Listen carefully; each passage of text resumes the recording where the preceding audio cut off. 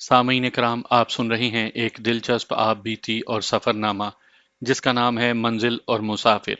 یہ اس سلسلے کی قسط نمبر 38 ہے۔ مجھے امید ہے آپ کو میری یہ کاوش پسند آ رہی ہوگی۔ آپ نے اگر ابھی تک میرا چینل کہانی گھر سبسکرائب نہیں کیا تو ابھی میرے چینل کو سبسکرائب کر کے بیل نوٹیفیکیشن آن کر لیجئے تاکہ آنے والی ہر نئی کہانی کی اطلاع بر وقت آپ تک پہنچ سکے۔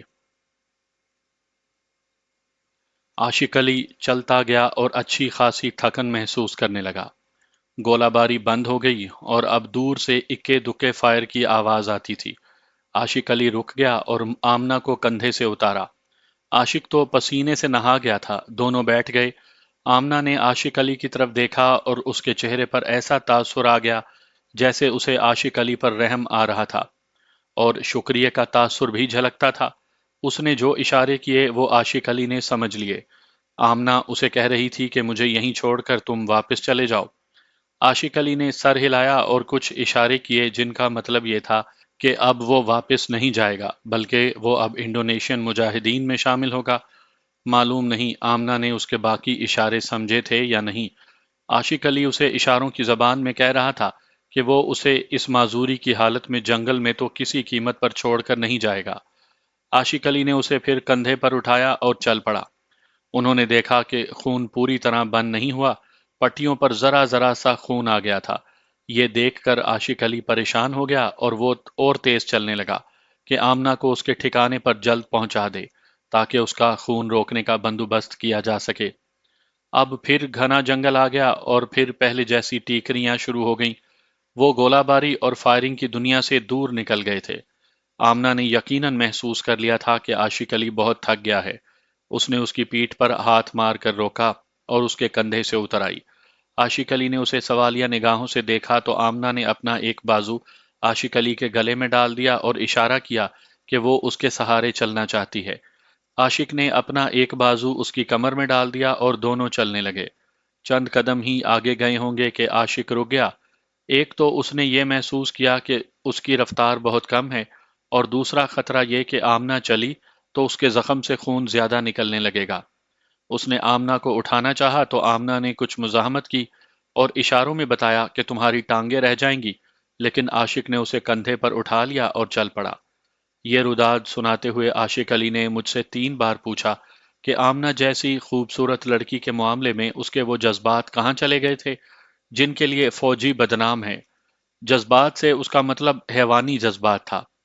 وہ کہتا تھا کہ ہم لوگ دیہات سے آئے ہیں اور فوج میں آ کر ہمارے دماغ کسی اور طرف پھر جاتے ہیں، لیکن آمنہ کو اپنے رحم و کرم پر پا کر وہ اتنا سرد کیوں ہو گیا تھا؟ وہ کہتا تھا کہ آمنہ کے بال بڑے ہی ملائم تھے اور وہ بال کئی بار اس کے منہ کے ساتھ لگے، بلکہ 2 3 بار جب اس نے آمنہ کو اٹھایا تو آمنہ کا منہ عاشق کے منہ کے ساتھ لگا، اور پھر اس کا جسم عاشق کے جسم پر سوار بھی رہا، لیکن وہ یوں محسوس کرتا رہا جیسے یہ کوئی لڑکی نہیں بلکہ لڑکا ہے اور اس کا چھوٹا بھائی ہے اور زخمی ہے اور اسے منزل پر پہنچانا ہے۔ میں اس وقت عاشق کو کوئی ٹھیک سا جواب نہیں دے سکا تھا، سوائے اس کے کہ یہ اسلامی برادری کا مسئلہ ہے اور یہ جہاد کا معاملہ ہے۔ اس وقت علم تو تھا ہی نہیں، اور جو ذرا سا تجربہ تھا وہ خام خام تھا۔ میں آج عاشق علی کے سوال کا جواب ذرا بہتر طریقے سے دے سکتا ہوں۔ جواب یہ ہے کہ جس قوم کے نوجوانوں کے سامنے کوئی نصب العین نہ ہو اور اس قوم کے حکمران لوٹ مار میں لگے ہوئے ہوں اور وہ اپنا ایمان بیچ کر غیر ملکی کلچر اپنے ہاں درآمد کر کے نوجوانوں میں پھیلا رہے ہوں، اس قوم میں قومی جذبہ مر جاتا ہے اور حیوانی جذبات ابھر آتے ہیں۔ ہم جب انگریزوں کے غلام فوجی تھے تو یہی سمجھتے تھے کہ عیش موج کرو اور عورت کو تفریح تباہ کا ذریعہ بنائے رکھو۔ یہ تو ایک عام فہم بات ہے کہ عاشق علی نے اپنا ایمان بیدار کر لیا تھا اور اسے یہ نصب العین نظر آ رہا تھا کہ انڈونیشین مسلمان ہیں اور کفار کے خلاف لڑ رہے ہیں کہ وہ انہیں غلام نہ بنا سکیں۔ جب یہ جذبہ بیدار ہوتا ہے تو حیوانی جذبات دم توڑ جاتے ہیں۔ عاشق علی آمنہ کو کندھے پر ڈالے چلا جا رہا تھا کہ اسے فضا میں گھن گرج سی سنائی دینے لگی۔ اس آواز کو عاشق علی بھی پہچانتا تھا اور آمنہ بھی۔ وہ لڑاکا بمبار ہوائی جہاز تھے۔ ان کی گھن گرج بلند سے بلند تر ہوتی گئی، اور جب وہ بالکل قریب آ گئی تو فضا سے مشین گنیں چلنے کے مسلسل دھماکے سنائی دیے۔ ہوائی جہاز جنگل میں مشین گنیں فائر کر رہے تھے۔ یہ تو بہت بڑا آپریشن یا ملٹری ایکشن تھا جس میں ہوائی جہاز بھی استعمال کیے جا رہے تھے۔ یہ سب جانتے تھے کہ ہوائی جہازوں کو اتنے گھنے جنگل میں کوئی گوریلا یا ان کا ڈھکا چھپا ٹھکانہ نظر نہیں آتا، لیکن وہ جنگل پر غوطے میں آ کر بے طرح مشین گنیں فائر کرتے تھے۔ ایک ایک ہوائی جہاز میں چار چار مشین گنیں ہوتی تھی۔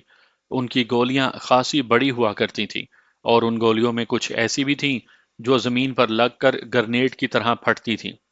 ہوائی جہاز جب اس طرح جنگل پر گولیاں برساتے تھے تو جنگل میں کچھ لوگ تو ان کی زد میں آ ہی جایا کرتے تھے۔ میں یہ نہیں بتا سکتا کہ وہ کیسا آپریشن تھا، لیکن یہ بتا سکتا ہوں کہ اس آپریشن کا طریقہ اور مقصد یہ تھا کہ اس جنگل کو اس طرح صاف کر دیا جائے جس طرح جھاڑو پھیرا جاتا ہے۔ عاشق علی اور آمنہ کے لیے یہ ایک اور آفت آسمان سے نازل ہو گئی۔ عاشق علی نے برما فرنٹ پر جاپانی ہوائی جہازوں کو اس طرح کی فائرنگ اور بمباری دیکھی تھی، اور آمنہ نے جنگ آزادی میں ہوائی جہازوں کی یہ تباہ کاری کئی مرتبہ دیکھی تھی۔ اب دونوں کو پناہ کی تلاش تھی۔ ان کے سامنے کم و بیش 20 قدم دور دو بڑے اور پرانے درخت تھے جن کا درمیانی فاصلہ 6-7 قدم ہوگا۔ ان دونوں درختوں کے تنے خاصے موٹے اور چوڑے تھے، اور اوپر سے درخت گھنے بھی تھے۔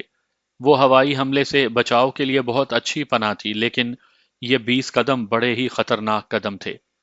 وہ چلنے ہی لگے تھے کہ ایک طرف سے ہوائی جہاز گن فائرنگ کرتا ہوا آیا تو اس کی گولیاں ان دونوں سے 4-5 گز دور گرتی ہوئی آگے چلی گئیں۔ عاشق نے گولیوں کو پھٹتے ہوئے بھی دیکھا، لیکن اللہ نے اس کی مدد کی تھی۔ عاشق علی آمنہ کو اٹھائے دوڑ پڑا، اور جس قدر تیز دوڑ سکتا تھا اتنا تیز دوڑا اور ان دو بڑے درختوں کے درمیان تک پہنچ گیا۔ اس نے آمنہ کو کندھے سے اتار دیا اور دونوں ایک درخت کے تنے کے ساتھ لگ کر بیٹھ گئے۔ دونوں کے جسم ایک دوسرے کے ساتھ لگے ہوئے تھے، اور پھر انہوں نے اپنے جسم اور زیادہ ایک دوسرے کے ساتھ لگا لیے تاکہ تنا دونوں کو بچائے رکھے۔ عاشق کو یہ معلوم نہ ہو سکا کہ ہوائی جہاز کتنے ہیں۔ وہ ہوائی جہازوں کو غوطے میں آتے دیکھتا تھا، لیکن ان کی گنتی نہیں ہو سکتی تھی۔ سر کے اوپر گھنے درخت تھے۔ وہ اور آمنہ اتنا ہی جانتے تھے کہ فضا میں ہوائی جہازوں نے قیامت کا ہنگامہ برپا کر رکھا ہے، اور وہ گونجتے گرجتے آتے ہیں اور آگ برساتے ہوئے پھر اوپر چلے جاتے ہیں۔ میں نے پہلے بتایا ہے کہ یہ دونوں درخت بالکل قریب قریب تھے اور خاصے پرانے بھی تھے۔ ان کے ٹہن دور اوپر نہیں بلکہ زمین سے کچھ ہی اوپر سے شروع ہو جاتے تھے۔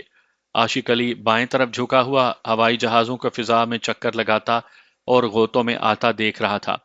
آمنہ نے اسے زور سے ہلایا تو اس نے آمنہ کی طرف دیکھا۔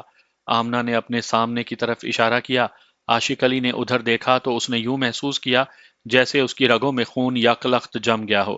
ایک بہت بڑا اژدہا درخت سے اتر آیا تھا، لیکن ابھی اس کا منہ اور تھوڑا سا حصہ زمین پر آیا تھا، اور باقی سب کا سب ابھی تنے کے ساتھ لپٹا ہوا تھا۔ اس کے منہ اور عاشق اور آمنہ کے درمیان بمشکل 1 گز کا فاصلہ رہ گیا تھا۔ دونوں جہاں تھے وہیں پر سن ہو کر رہ گئے، جیسے ان میں اتنی طاقت ہی نہ رہی ہو کہ اٹھ کر بھاگ جائیں۔ عاشق علی نے ایسے اژدہاؤں کو متعلق بڑی غلط بات سنی تھی جسے وہ سچ بھی مانتا تھا۔ وہ یہ کہ اژدہا منہ کھول کر اتنی زور سے سانس اندر کو کھینچتا ہے کہ اس کا شکار 10-12 قدم دور ہو تو بھی کھینچا ہوا اس کے منہ میں چلا جاتا ہے۔ چند سیکنڈ کے لیے عاشق علی نے تو یہ یقین کر لیا کہ ابھی اژدہا منہ کھولے گا، سانس اندر کو کھینچے گا اور وہ یا آمنہ اس کے منہ میں چلے جائیں گے۔ آمنہ تیزی سے اٹھی اور ایک طرف چلنے لگی تو پاؤں کی موچ اور دوسری ٹانگ کے زخم کی وجہ سے گر پڑی۔ تب عاشق علی خوف زدگی کی حالت سے بیدار ہو گیا۔ وہ تیزی سے اٹھا اور آمنہ پر جھکا۔ آمنہ اٹھ رہی تھی اور عاشق نے اسے اپنے بازوؤں میں لے کر تیزی سے اٹھایا اور اسی طرح اٹھا کر چند قدم دور ہو گیا۔ اس نے ایک اور درخت کے نیچے جا آمنہ کو کھڑا کیا۔ اس کی حالت یہ تھی کہ جیسے سانس لینے میں بھی دشواری محسوس کر رہا تھا۔ ابھی تک وہ اس خوف میں تھا کہ اژدہا جو آدھے سے زیادہ زمین پر آ گیا تھا بڑی تیزی سے دوڑے گا اور دونوں کو پکڑ لے گا۔ اژدہے کا منہ دوسرے درخت تک پہنچ گیا تھا۔ میں نے پچھلے باب میں ایک اژدہے کا ذکر کیا ہے۔ یہ ہرے رنگ کا تھا اور اس اژدہے کی یہ قسم انڈونیشیا کے جنگلوں میں پائی جاتی تھی۔ شاید 1 منٹ نہیں گزرا ہوگا کہ دونوں درختوں کے درمیان ہوائی جہاز کی گولیوں کی بوچھاڑ پڑی، اور گولیاں پھٹیں بھی اور یہ بوچھاڑ خاصی آگے جا کر رکی۔ جس جہاز نے یہ مشین گنیں فائر کی تھیں وہ غوطے سے اٹھ کر اوپر چلا گیا تھا۔ عاشق نے دونوں درختوں کے درمیان دیکھا تو کوئی اور ہی منظر نظر آیا۔ ہوائی جہاز کی گولیوں نے اژدہے کو چھلنی کر دیا تھا اور اس کا باقی جسم درخت سے نیچے آ پڑا تھا۔ وہاں سے خون بہنا شروع ہو گیا تھا۔ گولیوں کی یہ بوچھاڑ بالکل وہیں پڑی تھی جہاں ایک آدھ منٹ پہلے عاشق اور آمنہ بیٹھے ہوئے تھے۔ اگر اژدہا درخت سے نہ اترتا تو وہ وہیں بیٹھے رہتے اور ان کے جسم وہیں چھلنی ہو کر مردہ ہو جاتے۔ تب عاشق علی نے دونوں ہاتھ آسمان کی طرف منہ کر کے اللہ تبارک و تعالیٰ کا شکریہ ادا کیا۔ یہ معجزہ نہیں تو اور کیا تھا؟ اللہ نے ان دونوں کو وہاں سے اٹھانے کے لیے اژدہے کو درخت سے اتارا تھا۔ ایک ایسا ہی اژدہا مجھے بھی ملا تھا جس پر میں نے اسے دیکھے بغیر ہاتھ رکھ دیا تھا، اور ایک اژدہا عاشق علی کو ملا۔ اس سے آپ یہ نہ سمجھیں کہ انڈونیشیا کے جنگل ایسے ہی اژدہاؤں سے بھرے ہوئے تھے۔ یہ کہیں کہیں گھنے جنگل میں نظر آتا تھا۔ عاشق علی کا حوصلہ بحال اور دل مضبوط ہو گیا۔ اللہ مردان مومن کی اسی طرح مدد کیا کرتا ہے۔ یہ آخری گن فائرنگ تھی۔ اس کے بعد ہوائی جہازوں کی گھن گرج دور ہٹتی چلی گئی اور بالکل خاموش ہو گئی۔ عاشق اور آمنہ نے ایک دوسرے کی طرف دیکھا، دونوں کے ہونٹوں پر مسکراہٹ آئی، اور عاشق نے آمنہ کو پھر کندھے پر پہلے کی طرح اٹھا لیا اور چل پڑا۔ وہ زیادہ دور نہیں گیا ہوگا کہ اسے کسی کی ایسی آواز سنائی دی جیسے کسی آدمی نے اسے پکارا ہو۔ وہ رک گیا اور ادھر دیکھا جدھر سے آواز آئی تھی۔ دو انڈونیشین گوریلے بڑی تیزی تیزی سے چلے آ رہے تھے۔ عاشق علی آگے کو جھکا اور آمنہ کو زمین پر کھڑا کر دیا۔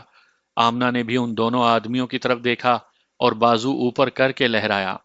وہ ہنستے ہوئے دوڑ پڑے اور ان دونوں تک پہنچ گئے۔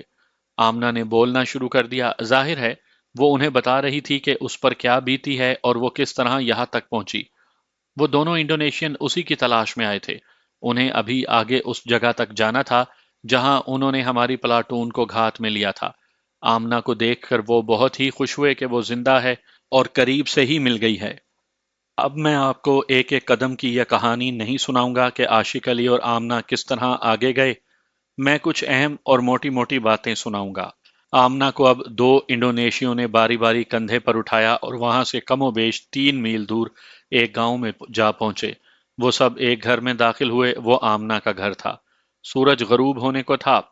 گھر میں آمنہ کی ماں تھی، باپ تھا اور اس کا ایک بڑا بھائی تھا جو گھر میں اس لیے موجود تھا کہ وہ ایک گوریلا ایکشن میں زخمی ہو گیا تھا، ورنہ کوئی جواں سال انڈونیشین گھر میں نہیں ملتا تھا۔ سب کسی نہ کسی رنگ میں جنگ آزادی میں سرگرم رہتے تھے۔ انہوں نے جب دیکھا کہ آمنہ کو اٹھا کر لا رہے ہیں تو وہ یہ سمجھ کر آمنہ کی طرف لپکے کہ شاید وہ شہید ہو گئی ہے، لیکن اسے زندہ دیکھا تو ماں اور باپ نے انڈونیشی کندھے سے اتار کر چارپائی پر ڈالا اور بے پناہ پیار کیا۔ انہیں جب بتایا گیا کہ آمنہ کو یہ ہندوستانی اٹھا کر لا رہا تھا تو انہوں نے جو پیار عاشق علی سے کیا وہ عاشق علی ساری عمر نہیں بھول سکے گا۔ اتفاق سے آمنہ کا باپ اردو بول لیتا تھا۔ اس سے عاشق علی کو سہولت میسر آ گئی کہ وہ اشاروں میں بات کرنے سے بچ گیا تھا اور اپنے دل کی اور مطلب کی ہر بات کر سکتا تھا۔ آمنہ کے باپ نے عاشق کو خراج تحسین پیش کیا کہ اس نے انڈونیشیا کی آزادی کے لیے اتنی بڑی قربانی دی ہے۔ نہیں محترم، عاشق نے کہا، قربانی تو آپ لوگ دے رہے ہیں کہ اپنی اولاد تک آپ نے قربان کر دی ہے۔ تم نے بہت بڑی قربانی دی ہے، باپ نے کہا۔ میں ایسے 4 5 فوجیوں سے مل چکا ہوں جو انگریزوں کی فوج سے بھاگ کر ہمارے ساتھ آن ملے ہیں۔ ہم لوگ تو اپنے وطن میں ہی ہیں۔ تم لوگوں نے اپنا وطن چھوڑا، فوج کی نوکری چھوڑی اور اپنے عزیز رشتہ دار چھوڑے اور ادھر آ گئے۔ تم لوگ جانتے ہو کہ اب وطن واپس نہیں جا سکو گے۔ جاؤ گے تو انگریز تمہیں گرفتار کر کے قید خانے میں بند کر دے گا۔ میں تو اللہ کے نام پر آیا ہوں، عاشق نے کہا۔ میں آپ لوگوں کو اتنا ہی جانتا ہوں کہ آپ مسلمان ہیں اور آپ کا مقابلہ کفار کے ساتھ ہے۔ میں اپنی جان قربان کرنے آیا ہوں۔ عاشق علی کی اس شخص کے ساتھ بہت ساری باتیں ہوئیں۔ میں نے ان کے جو ایک دو مکالمے سنائے ہیں، یہ لبے لباب تھا ان کی گفتگو کا۔ اور آخر میں آمنہ کا باپ عاشق علی سے اس قدر متاثر ہوا کہ اس نے عاشق سے کہا کہ تمہیں اصل صلہ اور اجر تو اللہ کی طرف سے ملے گا، لیکن میں ایک صلہ یہ دیتا ہوں کہ ہماری جنگ آزادی کامیاب ہو گئی تو میں اپنی بیٹی کا ہاتھ تمہارے ہاتھ میں دے دوں گا۔ عاشق علی نے جب مجھے سنایا کہ اس بزرگ اور دانش مند آدمی نے اسے اپنی بیٹی پیش کر دی تو عاشق کو ذرا سی بھی خوشی نہ ہوئی، کہ اتنی خوبصورت اور نوجوان لڑکی اسے مل رہی ہے۔ عاشق علی نے یہ بھی محسوس کیا کہ جیسے اس شخص نے کوئی اچھی بات نہیں کی کہ اس کے جذبہ جہاد کو ٹھیس پہنچائی ہے، جیسے وہ اس لڑکی کی خاطر انڈونیشیا کے مجاہدین کے پاس آیا تھا۔ میں پہلے بتا چکا ہوں کہ عاشق علی انسانی فطرت کے یہ مد و جزر سمجھنے کے قابل نہیں تھا۔ اس کے اندر جو انقلاب آ گیا تھا اس کا وہ تجزیہ نہیں کر سکتا تھا، لیکن وہ حیران تھا کہ اتنی خوبصورت لڑکی اس کے حیوانی جذبات کو بیدار نہ کر سکی، بلکہ اس میں جو جذبہ پیدا ہو گیا تھا اس جذبے کو مزید تقویت ملی۔ یہاں میں پھر کہوں گا کہ انسان اپنے ذہن میں کوئی بلند و بالا اور مقدس نصب العین رکھ لے تو وہ اللہ کے بہت قریب پہنچ جاتا ہے۔ ہماری مجبوری ہے کہ ہم لوگ بہت جلد اپنی نفسانی خواہشات کے جال میں آ جاتے ہیں، اور جب طبیعت اس لذت سے خوش ہو جاتی ہے تو ہم کہتے ہیں کہ بس جی ہم نے تو دنیا کے خزانے پا لیے ہیں، اور پھر ہوتا یہ ہے کہ اللہ کی ذات کو ہم ایک طرف رکھ دیتے ہیں۔ انڈونیشیا کی جنگ آزادی میں شامل ہونے والے ہم جیسے ہندوستانی فوجی اللہ کو دل میں رکھ کر گئے تھے۔ بس یہ تھی اس انقلاب کی وجہ، جو حقیقت ہے کہ اس وقت میں بھی نہیں سمجھ سکا تھا۔ میں نے اس داستان کے آغاز میں کہا ہے کہ میں کوئی شریف آدمی نہیں تھا، لیکن وہاں جا کر ایسے لمحات بھی آئے کہ میں اپنے آپ کے لیے بھی اجنبی ہو گیا۔ میں اپنی روداد سننے والوں سے استدعا کروں گا کہ صرف کہانی کے چسکے میں نہ پڑے رہیں، بلکہ اس میں سے کچھ کام کی باتیں بھی نکال لیں اور انہیں اپنی روزمرہ کی زندگی میں شامل کر لیں۔ اگر میں روایتی قسم کا تاریخی ناول لکھ رہا ہوتا تو عاشق اور آمنہ کے عشق و محبت کے کچھ مناظر تخلیق کر کے قلم بند کرتا اور بڑے رومانی مکالمات بھی لکھتا اور 2-3 باب اسی پر صرف کر دیتا، لیکن وہاں ایسا منظر کبھی دیکھنے میں نہیں آیا تھا۔ آمنہ جیسی بے شمار لڑکیاں اپنے جیسے نوجوان اور خوبرو لڑکوں کے ساتھ گوریلا ایکشن یا شب خون مارنے کے لیے جایا کرتی تھیں۔ لڑکے زخمی لڑکیوں کو اور لڑکیاں زخمی لڑکوں کو اٹھا کر پیچھے لاتی تھیں، جس طرح عاشق علی آمنہ کو اٹھا کر لایا تھا۔ وہاں محبت ضرور ہوتی تھی۔ بعض انڈونیشی لڑکیاں انڈین آرمی کے فوجیوں پر مر مٹی تھیں۔ بڑے جذباتی اور دردناک واقعات ہوئے تھے۔ آمنہ تو عاشق علی کے لیے پاگل ہوئی جاتی تھی، لیکن ان کا جو اصل مقصد اور نصب العین تھا اس میں انہوں نے کوتاہی نہیں کی۔ میں آگے چل کر مناسب موقع پر آمنہ اور عاشق کی محبت کی کچھ باتیں سناؤں گا، لیکن میں یہیں بتا دیتا ہوں کہ اس منظر کشی میں فلمی مکالمے نہیں ہوں گے۔ آئیے اب یہاں سے آگے بڑھتے ہیں۔ آمنہ کا گاؤں اس دریا کے پار تھا جس دریا کی سیلابی موجوں نے مجھے یہاں عثمان کے گھر تک پہنچایا تھا۔ عثمان اپنے علاقے کے گوریلوں کو کنٹرول کرتا تھا۔ اسے ہیڈ کوارٹر سے باقاعدہ آپریشن آرڈر ملتے تھے، جن میں اسے بتایا جاتا تھا کہ اس نے اتنے آدمیوں کی ایک پارٹی فلاں جگہ فلاں مقصد کے لیے بھیجنی ہے۔ میں نے آپ کو پہلے تفصیلاً بتایا ہے کہ انڈونیشیا کی جنگ آزادی باقاعدہ پلان کے تحت لڑی جا رہی تھی، اور ایسا نہیں ہوتا تھا کہ کسی پارٹی کے دماغ میں کوئی اسکیم یا کوئی ٹارگٹ آیا تو وہ پارٹی اپنے آپ ہی اس طرف دوڑ اٹھی۔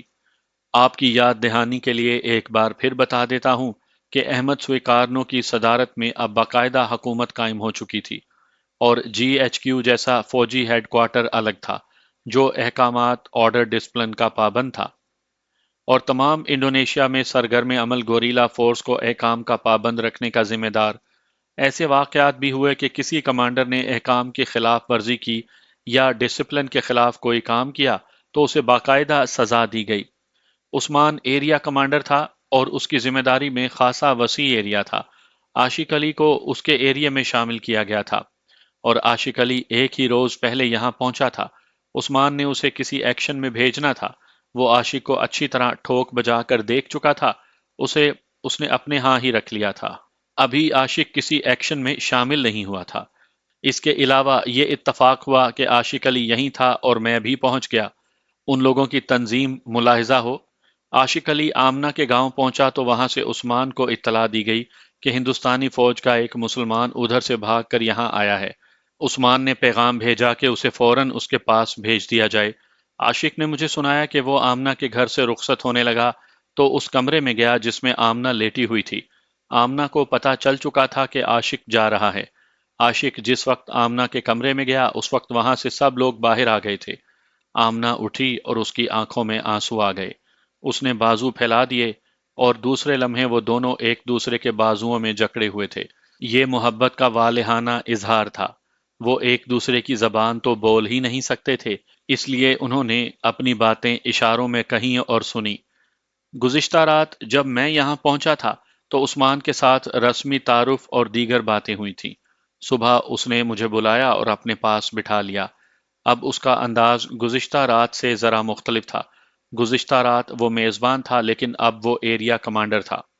میں سمجھ گیا کہ وہ میرا انٹرویو لے کر دیکھنا چاہتا ہے کہ میں کتنے پانی میں ہوں اور میں کس نیت سے یہاں آیا ہوں۔ میں نے اسے سنایا کہ میں ہندوستان کی آزادی کا خیال دل میں لے کر انڈین آرمی سے بھگوڑا ہوا اور انڈین نیشنل آرمی میں شامل ہونے کے لیے چل پڑا تھا۔ میں نے اسے مختصراً بتایا کہ میں برما کے جنگلات میں کس طرح بھٹک گیا تھا اور بعد میں مجھے کس طرح پتا چلا کہ یہ انڈین نیشنل آرمی ایک فریب ہے جو وہ ہندوستان کی تمام قوموں خصوصاً مسلمانوں کو دے رہے ہیں، اور وہ جاپانیوں کی مدد سے پورے ہندوستان پر قبضہ کرنا چاہتے ہیں۔ عثمان کے ساتھ مجھے یہ سہولت حاصل تھی کہ وہ اردو ذرا رک رک کر بول لیتا، لیکن اپنی بات پوری طرح واضح کر سکتا تھا۔ کوئی کوئی لفظ انگریزی کا بھی بول جاتا تھا۔ میرے پردیسی دوست، اس نے ہونٹوں پر طنزیہ مسکراہٹ لا کر کہا، میں نے صرف سنا ہے کہ آئی این اے ہندوؤں کا ایک فراڈ تھا، لیکن میں نے اس فراڈ کو اپنے سامنے عملی میدان میں دیکھا ہے۔ تم شاید یہ سن کر حیران ہو جاؤ کہ انڈین آرمی سے مسلمان ہمارے پاس آئے ہیں۔ ان میں کچھ انڈین نیشنل آرمی کے آدمی ہیں، ان میں سے کچھ تو قابل اعتماد ہیں اور وہ صحیح اسلامی جذبے سے آئے ہیں، لیکن کچھ ایسے ہیں جو ہماری جنگ آزادی کو ناکام کرنے کے لیے تخریبی کارروائیاں بھی کر رہی ہیں۔ ایسے 3 آدمی پکڑے گئے ہیں اور ان 3 میں ایک مسلمان تھا اور 2 ہندو جو اپنے آپ کو مسلمان ظاہر کرتے رہے۔ وہ ایک گوریلا ایکشن میں شامل ہو گئے اور ہمارے دشمن کو بھی یہ اطلاع دے دی کہ فلاں جگہ اتنی نفری کی انڈونیشی پارٹی گوریلا ایکشن کے لیے آ رہی ہے۔ اس غداری کے نتیجے میں ہماری آدھی پارٹی ماری گئی۔ ایسے جس غدار کو ہم پکڑتے ہیں اسے فوراً گولی مار دیتے ہیں۔ اللہ کا شکر ہے، میں نے کہا، کہ میں اس آرمی میں شامل ہی نہ ہو سکا، اور میں اور میرے کچھ اور ساتھی بھی اس آرمی کی اصلیت کو جانتے تھے۔ میری مجبوری یہ ہے کہ میں آپ کو اپنی وفاداری اور اپنی نیت کا کوئی ثبوت پیش نہیں کر سکتا۔ مجھے ثبوت کی ضرورت بھی نہیں، عثمان نے کہا۔ ہمیں دھوکہ دو گے تو صرف ایک بار دے سکو گے، تمہیں دوسرا موقع ملے گا ہی نہیں، اور اگر مل گیا تو وہ تمہاری زندگی کا آخری دن ہوگا۔ میں دراصل تمہیں یہ بتانا چاہتا ہوں کہ اس قسم کے ہندوستانی فوجیوں سے ہوشیار رہنا، بلکہ تمہاری عقل کام کرے تو ہر ہندوستانی فوجی کو شک کی نگاہ سے دیکھنا اور یہ معلوم کرنے کی کوشش کرنا کہ یہ شخص کہاں تک دیانتدار ہے۔ بس اتنی سی بات تمہیں سمجھانی تھی۔ اس نے تفصیل سے بتایا کہ امریکہ اور برطانیہ اپنی بے پناہ جنگی طاقت لے آئے ہیں، اور اس میں انہوں نے اور زیادہ اضافہ کر لیا ہے، اور امریکہ کے لڑاکا بمبار ہوائی جہاز تمام تر انڈونیشیا کے جنگلوں میں بارش کی طرح گولیاں اور بم برساتے رہتے ہیں۔ ان کا مقصد صرف یہ ہے کہ انڈونیشیا اتنی بڑی طاقت سے ڈر جائیں اور ہتھیار ڈال دیں۔ عثمان نے کہا کہ ہم اپنی لاشیں ڈال دیں گے، ہتھیار نہیں ڈالیں گے۔ یہ بات مجھے عثمان سے معلوم ہوئی کہ ہندوستان میں مسلمان اٹھ کھڑے ہوئے ہیں، اور وہ اپنے الگ ملک کا مطالبہ کر رہے ہیں جسے وہ پاکستان کہتے ہیں، اور ان کا لیڈر احمد سوین کارنو کی طرح محمد علی جناح ہے جسے تمام ہندوستان کے مسلمان قائد اعظم کہتے ہیں۔ میں نے قائد اعظم رحمت اللہ علیہ کا نام لیا تو مسکرا کر مجھ سے پوچھا کہ محمد علی جناح تو نام ہے لیکن قائد اعظم کے معنی کیا ہیں؟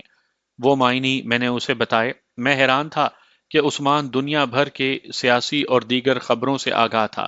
اس کے پاس انگریزی اخبار بھی رکھے ہوئے تھے، اور اپنے ملک اور اپنی زبان کا اخبار بھی اس کے پاس تھا، اور پھر اس کے پاس ریڈیو سیٹ بھی تھا۔ ہندوستان کے مسلمان سیاسی قسم کی جنگ لڑ رہے ہیں، عثمان نے کہا۔ میرا خیال ہے کہ جنگ آزادی ہماری طرح مسلح ہی ہونی چاہیے۔ بات یہ ہے میرے دوست، کوئی حکمران تمہیں آزادی پلیٹ میں رکھ کر پیش نہیں کرے گا۔ آزادی لی جاتی ہے زبردستی، ایمان اور جذبے کی طاقت سے۔ پھر بھی تمہارے ملک کے حالات اس طرح پلٹا کھا رہے ہیں کہ مجھے امید ہے کہ تم لوگوں کو ہندوستان میں آزادی مل جائے گی اور انشاءاللہ تمہارا الگ وطن بھی بن جائے گا۔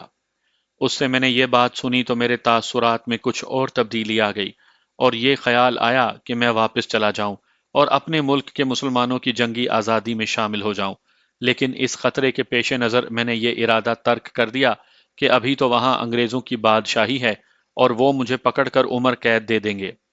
اب ایک اور ضروری بات سن لو، عثمان نے کہا، میں نے ہندوستانی مسلمانوں میں ایک خامی دیکھی ہے۔ ہمارے پاس ایسے مسلمان آئے ہیں اسلام کے نام پر مر مٹنے کے لیے تیار ہیں اور جوش و خروش سے پھٹے جاتے ہیں، لیکن انہیں میدان عمل میں اتارتے ہیں تو وہ ٹھنڈے پڑ جاتے ہیں اور کوئی نہ کوئی مذہبی مسئلہ کھڑا کر کے پیچھے ہٹاتے ہیں۔ عام طور پر سبھی ایسے نہیں ہوتے۔ ہمارے پاس جو مسلمان آئے ہیں ان کی اکثریت صحیح جذبہ لے کر آئی ہے اور انہیں میں نے ٹھیک ٹھاک لڑتے دیکھا ہے، لیکن کچھ تعداد ان کی بھی ہے جو جذبہ تو رکھتے ہیں لیکن ان کے اندر بے عملی بھی موجود ہے۔ ایسا ایک ہندوستانی مسلمان میرے پاس بھی آیا تھا، اس نے تمہاری طرح چھوٹی چھوٹی داڑھی بھی رکھی ہوئی تھی۔ اس نے میرے ساتھ ایسی باتیں کی جیسے وہ مجھے اناڑی اور ان پڑھ سمجھتا تھا۔ وہ مجھے دین اسلام کے سبق دینے لگا اور اس نے ہمارے مجاہدین پر پہلا اعتراض یہ کیا کہ یہ لوگ داڑھی نہیں رکھتے، ان پر پابندی عائد کی جائے کہ داڑیاں رکھیں۔ پھر اس نے کہا کہ مردوں اور عورتوں کا شانہ بشانہ لڑنا جائز نہیں، عورت کو پیچھے رہنا چاہیے۔ عورت کے ذمے صرف یہ کام ہو کہ زخمیوں کو پانی پلائے اور انہیں پیچھے لے آئے۔ ایسے ہی اس نے اور بھی اعتراضات کیے اور سب سے بڑا اعتراض یہ کیا کہ لڑائی کے دوران نماز کا وقت ہو جائے تو باقاعدہ اذان دی جائے اور با جماعت نماز پڑھی جائے اور اسلام کے احکام کے مطابق دو آدمی سنتری کھڑے رہیں جو بعد میں نماز پڑھ لیں۔ میں اس شخص کو سمجھ گیا اور اس کی کسی بھی بات کا جواب نہ دیا، اسے چھوٹے سے ایک ایکشن میں بھیج دیا اور وہ مجھے پھر کبھی نظر نہ آیا۔ میں نے یہ یقین کر لیا کہ وہ زخمی بھی نہیں ہوا اور پکڑا بھی نہیں گیا، معلوم نہیں کہاں لاپتہ ہو گیا تھا۔ میں اس قسم کے لوگوں کو اچھی طرح جانتا ہوں، میں نے کہا۔ میں اپنے بارے میں قسم تو نہیں کھاؤں گا، کسی ایکشن میں بھیج کر دیکھ لیں، پھر آپ کو پتہ چل جائے گا کہ میں کس قسم کا آدمی ہوں اور میں مجاہد کہلوانے کے قابل بھی ہوں یا نہیں۔ ہندوستان میں ایسے بے شمار مسلمان پائے جاتے ہیں جن میں سے ایک کا آپ نے ذکر کیا ہے۔ میں اس موضوع پر اور اس قسم کے مجاہدین کے متعلق بڑا لمبا چوڑا اظہار خیال اور اپنے مشاہدات پیش کر سکتا ہوں، لیکن میں صرف اپنی داستان تک محدود رہوں گا۔ اب یہ واقعہ سنیے اور اس پر غور کریں۔ مجھے اور عاشق کو 4-5 دن وہیں رہنا پڑا۔ میں عثمان سے کہتا تھا کہ ہم دونوں کو کسی چھوٹے سے ایکشن میں نہ بھیجے، بلکہ پہلے ہی ہمیں ایسے ایکشن میں بھیجے جو بہت ہی بڑا ہو اور زیادہ سے زیادہ فوج کے مقابلے میں ہو۔ میں نے جب بھی اس کے ساتھ یہ بات کی تو وہ جواب میں صرف مسکرا دیا۔ وہ عقل اور ہوش والا آدمی تھا، بات مختصر اور دو ٹوک کیا کرتا تھا۔ ایک روز پتا چلا کہ اس نے ایک کمرے میں وائرلیس سیٹ بھی رکھا ہوا ہے جس پر اسے پیغامات ملتے ہیں اور پیغام بھیجتا بھی ہے۔ ظاہر ہے یہ وائرلیس سیٹ انہوں نے فوجیوں سے چھینا ہوگا۔ ایک روز عثمان کے ہاں دو عورتیں آئیں، دونوں کی عمریں 30 سال سے کچھ کم ہی لگتی تھیں اور وہ ذرا خوبصورت عورتیں تھیں۔ ایک تو انڈونیشین تھی لیکن دوسری ہندوستانی تھی۔ دونوں نے انڈونیشین لباس پہن رکھا تھا۔ مجھے انڈونیشین عورت کا نام یاد نہیں رہا، یہی یاد ہے کہ وہ مسلمان تھی اور دوسری نے اپنا نام رقیہ بتایا۔ انڈونیشین عورت سے کچھ پوچھنا تو ضروری نہیں تھا، لیکن قدرتی طور پر ہندوستانی عورت سے یہ پوچھنا ضروری سمجھا گیا کہ وہ یہاں کس طرح آئی ہے۔ اس ہندوستانی عورت رقیہ نے بتایا کہ اس کا خاوند انڈونیشیا کے مرکزی شہر جکارتہ میں کپڑے کا کاروبار کرتا تھا۔ جنگ آزادی شروع ہوئی تو وہ بھی اس میں شامل ہو گیا اور ابتدا میں ہی پکڑا گیا۔ اسے جیل میں بند کر دیا گیا اور اس کے بعد اس کا کچھ پتہ نہ چلا۔ اس کے بھائیوں نے کاروبار پر قبضہ کر لیا اور رقیہ کو بے دخل کر دیا۔ رقیہ جوان لڑکی تھی اور خوبصورت بھی تھی۔ ایک انڈونیشین نے اس کے ساتھ شادی کر لی، لیکن 1.5 سال کے بعد وہ مر گیا۔ اس کے بعد رقیہ نے شادی نہیں کی اور 2 مسلمان گھرانوں نے اسے اپنی پناہ میں لے لیا۔ اسے جب پتا چلا کہ انڈونیشیا کے لوگ مسلح جنگ آزادی لڑ رہے ہیں اور اس میں لڑکیاں بھی شامل ہیں تو وہ اس جہاد میں شریک ہو گئی۔ اس نے 3-4 گوریلا ایکشن سنائے اور بتایا کہ وہ ان میں شامل تھی اور باقاعدہ لڑی بھی تھی۔ پھر اس نے خاصی لمبی کہانی سنا کر کہا کہ آخر وہ یہاں سے 15 میل دور ایک گاؤں میں آ کر آباد ہو گئی اور اس کے بعد کسی ایکشن میں شریک نہ ہوئی۔ اس کے ساتھ جو انڈونیشین عورت تھی اس نے رقیہ کے بیان کی تصدیق کی اور یہ بھی بتایا کہ وہ بھی 2 گوریلا کارروائیوں میں شامل ہوئی تھی۔ اس عورت نے رقیہ کو اپنے گھر میں رکھ لیا تھا۔ اس گاؤں میں ان کی بڑی ٹھیک ٹھاک گزر بسر ہو رہی تھی، لیکن فوجیوں نے اب وہاں جینا حرام کر دیا ہے۔ میں ان دونوں کا پورا پورا بیان نہیں سنا رہا، صرف یہ بتا رہا ہوں کہ دونوں کے بولنے کا انداز ایسا تھا کہ سننے والے کو متاثر کرتا تھا۔ وہ مسئلہ یہ لے کر آئی تھیں کہ 15 میل دور ان کا چھوٹا سا گاؤں ہے جس میں جوان لڑکیاں کچھ زیادہ ہی ہیں۔ انہوں نے بتایا کہ وہاں سے 3-4 میل دور ایک فوجی کیمپ ہے اور اس کیمپ میں سے ہر رات 6-7 فوجی آ جاتے ہیں اور دھمکیاں دے کر تلاشی کے بہانے گھروں میں گھس جاتے ہیں اور لڑکیوں کے ساتھ چھیڑ چھاڑ کرتے ہیں۔ انہوں نے یہ بھی بتایا کہ وہ جس عورت یا لڑکی کو پکڑتے ہیں اسے اس طرح ڈراتے ہیں کہ ریوالور یا رائفل کی نالی اس کے سر کے ساتھ لگا کر کہتے ہیں کہ سارے کپڑے اتار دو۔ ان دونوں عورتوں نے یہ بھی بتایا کہ گاؤں میں 2 گھر ولندیزیوں کے ہیں۔ دونوں گھروں میں شراب بڑی افراد سے مل جاتی ہے اور انہوں نے باقاعدہ شراب خانے کھول رکھے ہیں۔ فوجی وہاں آ کر شراب پیتے اور گاؤں میں من مانی کرتے ہیں۔ لوگ وہاں سے بھاگ جانے کے سوا کچھ بھی نہیں کر سکتے، لیکن کوئی بھی وہاں سے بھاگنے کی کوشش کرتا ہے تو گاؤں سے دور یا نزدیک فوجی اسے پکڑ لیتے ہیں اور واپس گاؤں میں لے آتے ہیں۔ زیادہ تر تو لڑکیوں کے والدین وہاں سے نکلنے کی کوشش کرتے ہیں لیکن انہیں نکلنے نہیں دیا جاتا۔ آپ صرف یہ بتائیں کہ آپ چاہتی کیا ہیں؟ عثمان نے ان سے پوچھا۔ اپنی حفاظت کے سوا ہم اور کچھ نہیں چاہتی، انڈونیشین عورت نے جواب دیا۔ اگر آپ کو ہماری اور گاؤں کی لڑکیوں کی عزت کا کچھ خیال ہے تو ایک ایک رات اپنے آدمی وہاں بھیجیں جو گاؤں میں آئے ہوئے فوجیوں کے خلاف کوئی شدید کارروائی کریں۔ ہم دونوں بھی 2-2 3 3 مرتبہ ان فوجیوں کے ہاتھوں بے آبرو ہو چکی ہیں۔ یہ بات کہتے ہوئے اس عورت کے آنسو نکل آئے۔ یہ مجھے بعد میں پتا چلا تھا کہ یہ شکایت وہاں عام تھی۔ جس گاؤں کے قریب فوجی آ کر ڈیرے ڈالتے تھے اس گاؤں میں وہ ایسی ہی بدتمیزیاں کرتے تھے۔ انڈونیشین مجاہدین کو اطلاع ملتی تو وہ کوئی نہ کوئی کارروائی کر کے اس گاؤں کو محفوظ کرتے یا وہاں کی ساری آبادی کو کسی اور گاؤں میں منتقل کر کے اس گاؤں کو جو خالی ہو چکا ہوتا آگ لگا دیتے۔ یہ 2 عورتیں ویسی ہی شکایت لے کر آئی تھیں جس پر عثمان کو ذرا سا بھی شک نہ ہوا، نہ اس نے کچھ زیادہ سوچنے کی ضرورت محسوس کی۔ ان عورتوں نے 3 دنوں بعد کی رات بتائی اور کہا کہ اس رات فوج کے تمام افسر، جن میں انگریز افسر بھی شامل ہیں اور ہندوستانی افسر بھی، کوئی جشن منائیں گے۔ انہیں یہ بات ان بلندیزی گھرانوں میں سے ایک گھرانے کی لڑکی نے بتائی تھی جنہوں نے شراب خانے کھول رکھے تھے۔ ظاہر ہے کہ یہ تمام افسر شراب پی کر گاؤں کی لڑکیوں کو اپنے ساتھ رکھ لیں گے اور انہیں خراب کریں گے۔ عثمان نے ان کی یہ ساری بات سن کر ان سے کچھ اور پوچھا اور کچھ ہدایات دی اور انہیں رخصت کر دیا۔ انہیں اطمینان دلایا کہ اس رات کچھ آدمی گاؤں میں موجود ہوں گے لیکن کسی کو پتہ نہ چلے کہ کچھ آدمی آ رہے ہیں یا آ چکے ہیں۔ عثمان نے ان دونوں کے ساتھ اپنے 2 آدمی بھیجے کہ ان عورتوں کا اکیلے جانا ٹھیک نہیں، اور اس کے ساتھ ہی یہ دونوں آدمی گاؤں کا جائزہ لے آئیں کہ وہاں کا ماحول وغیرہ کیسا ہے اور کتنے آدمیوں کی پارٹی کافی ہوگی، اور کیا اس پارٹی کو گاؤں میں چھپانا ہے یا گاؤں کے باہر جنگل میں چھپا کر رکھنا ہے۔ دونوں عورتیں فضول سی گھوڑا گاڑی پر آئی تھیں۔ عثمان کے آدمی سائیکلوں پر ان کے ساتھ چلے گئے۔ دونوں آدمی شام کے وقت واپس آئے۔ میں اتنا ہی دیکھ سکا کہ وہ واپس آ گئے ہیں، لیکن مجھے یہ معلوم نہ ہو سکا کہ انہوں نے عثمان کو کیا رپورٹ دی ہے۔